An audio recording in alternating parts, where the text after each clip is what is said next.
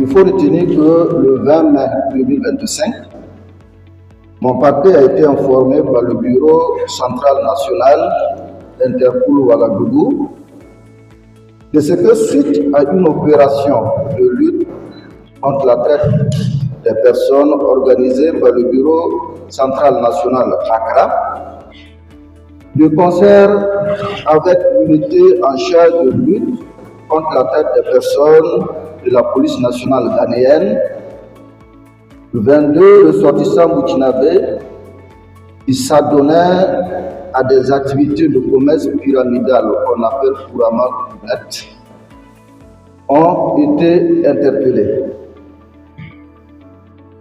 Fort de cette information, nous avons instruit le BCN Interpol Ouagadougou d'ouvrir immédiatement une enquête dès le retour des intéressés sur notre territoire. L'enquête ouverte a permis d'entendre sur procès verbal 22 ressortissants.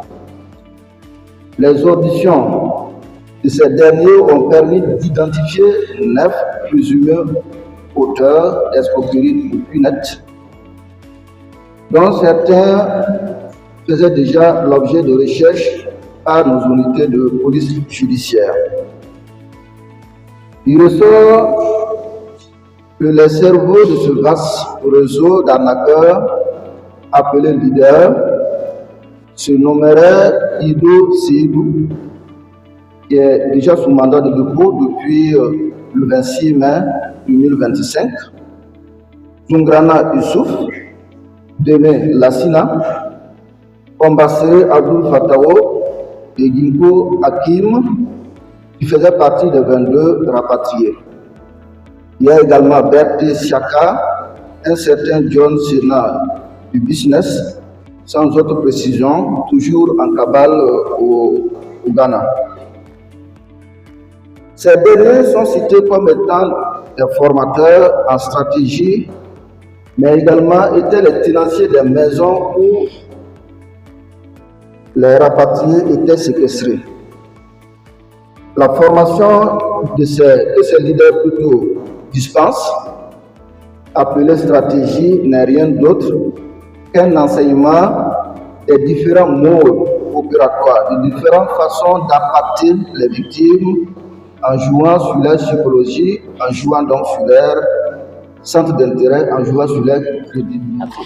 S'agissant du mode opératoire, il existe plusieurs options en fonction du centre d'intérêt de la victime. 6 des victimes ont été appâtées par le procédé d'offre d'emploi. Elles sont toutes passées par Tita dans le Sangué avant de se retrouver au Ghana. Ce réseau de Tita était entretenu par le nommé Ido Seydou. Ce dernier, par l'intermédiaire d'autres victimes, les a fait croire qu'il avait la possibilité de les faire recruter à des emplois bien rémunérés. Pour ce faire, il leur demandait de se rendre d'urgence à Tita pour un entretien d'embauche. À l'issue de cet entretien, qu'il prenait le soin lui-même de conduire, il déclare votre candidature acceptée et vous invite à payer la somme de 575 000 francs CFA pour une formation. Une fois la dite somme versée, le nommé Ido Seydou leur présente le network marketing qui n'est rien d'autre que QNET en lieu et place de la formation attendue. Ayant déjà perdu leur argent et ne sachant que dire aux parents, ils sont restés à Tita pour mener l'activité de QNET. Suite à la mesure d'interdiction de l'exercice de l'activité QNET au Burkina Faso par le gouvernement le 10 juillet 2024, le nommé Ido Seydou s'est rendu au Ghana et les a invités à le rejoindre.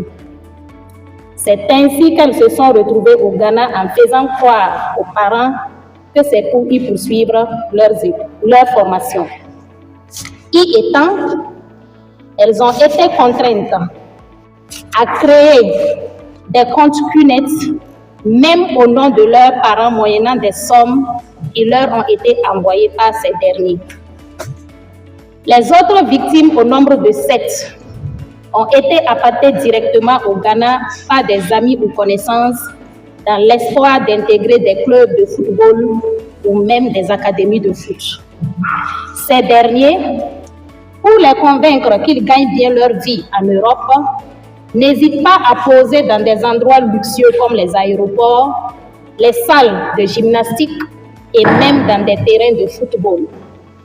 Ils publient ces photos sur leur statut ou les envoient directement à leur cible. C'est ainsi que ces victimes se sont retrouvées au Ghana pour des formalités dans l'espoir de rejoindre l'Europe. Mais avant de s'y rendre, il fallait débourser la somme de 812 000 francs CFA pour la visite médicale, l'entretien avec le président du club et les frais de la période d'essai.